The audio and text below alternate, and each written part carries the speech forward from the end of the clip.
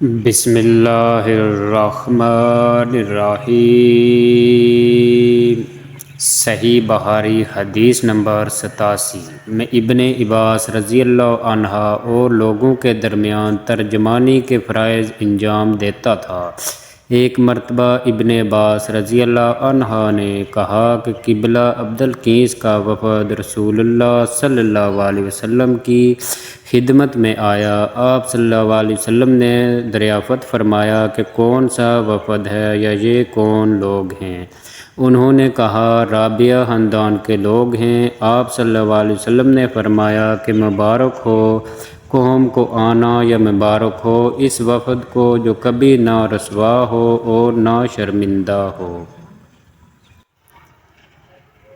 اس کے بعد انہوں نے عرض کیا کہ ہم ایک دور دراز کونے سے آپ صلی اللہ علیہ وسلم کے پاس آئے ہیں اور ہمارے اور آپ کے درمیان کفار مضر کا یہ قبیلہ پڑتا ہے۔ اس کے خوف کی وجہ سے ہم حرمت والے مہینوں کے علاوہ اور ایام میں نہیں آ سکتے، اس لیے ہمیں کوئی ایسی قطع بات بتلا دیجیے کہ جس کی ہم اپنے پیچھے رہ جانے والے لوگوں کو خبر دے دیں اور اس کی وجہ سے ہم جنت میں داخل ہو سکیں۔ تو آپ صلی اللہ علیہ وسلم نے انہیں 4 باتوں کا حکم دیا اور 4 سے روک دیا۔ اول انہیں حکم دیا کہ ایک اللہ پر ایمان لائیں، پھر فرمایا کہ کیا تم جانتے ہو کہ ایک اللہ پر ایمان لانے کا کیا مطلب ہے؟ انہوں نے عرض کیا اللہ اور اس کا رسول زیادہ جانتے ہیں۔ آپ صلی اللہ علیہ وسلم نے فرمایا ایک اللہ پر ایمان لانے کا مطلب یہ ہے کہ اس بات کا اقرار کرنا کہ اللہ کے سوا کوئی معبود نہیں اور یہ کہ محمد صلی اللہ علیہ وسلم اللہ کے سچے رسول ہیں، اور نماز قائم کرنا، زکوٰۃ ادا کرنا اور ماہ رمضان کے روزے رکھنا، اور یہ کہ تم مال غنیمت سے 5واں حصہ ادا کرو، اور 4 چیزوں سے منع فرمایا دباؤ، حنتم اور مذفت کے استعمال سے۔ اور چوتھی چیز کے بارے میں شعبہ کہتے ہیں کہ ابو حمزہ بسا اوقات نکیر کہتے تھے اور بسا اوقات مکیر۔ اس کے بعد رسول اللہ صلی اللہ علیہ وسلم نے فرمایا کہ ان باتوں کو یاد رکھو اور اپنے پیچھے رہ جانے والوں کو بھی ان کی خبر کر دو۔ صحیح بخاری حدیث نمبر 88۔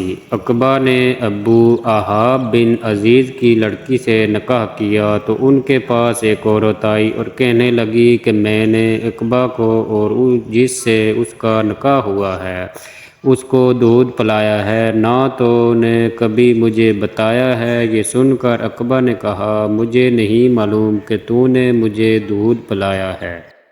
تب سوار ہو کر رسول اللہ صلی اللہ علیہ وسلم کی خدمت میں مدینہ منورہ حاضر ہوئے اور آپ سے اس کے متعلق دریافت کیا تو آپ صلی اللہ علیہ وسلم نے فرمایا کس طرح تم اس لڑکی سے رشتہ رکھو گے، حالانکہ اس کے متعلق یہ کہا گیا۔ تب عقبہ بن حارث نے اس لڑکی کو چھوڑ دیا اور اس نے دوسرا خاوند کر لیا۔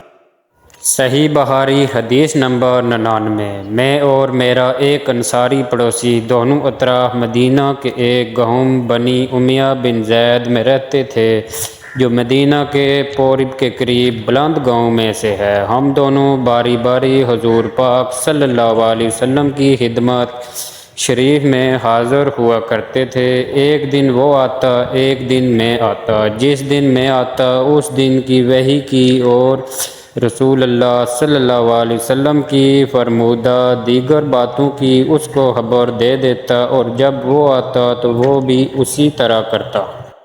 تو ایک دن وہ میرا انصاری ساتھی اپنی باری کے روز حاضر خدمت ہوا۔ جب واپس آیا تو اس نے میرا دروازہ بہت زور سے کھٹکھٹایا اور میرے بارے میں پوچھا کہ کیا عمر یہاں ہے؟ میں گھبرا کر اس کے پاس آیا۔ وہ کہنے لگا کہ ایک بڑا معاملہ پیش آ گیا ہے، یعنی رسول اللہ صلی اللہ علیہ وسلم نے اپنی بیویوں کو طلاق دے دی ہے۔ پھر میں اپنی بیٹی حفصہ کے پاس گیا، وہ رو رہی تھی۔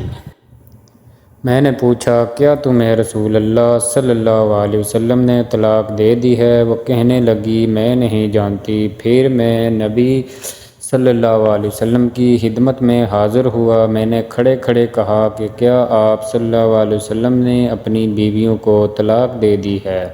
آپ صلی اللہ علیہ وسلم نے فرمایا نہیں، یہ افواہ غلط ہے۔ تب میں نے تعجب سے کہا اللہ اکبر، اللہ بہت بڑا ہے۔ صحیح بخاری حدیث نمبر 90۔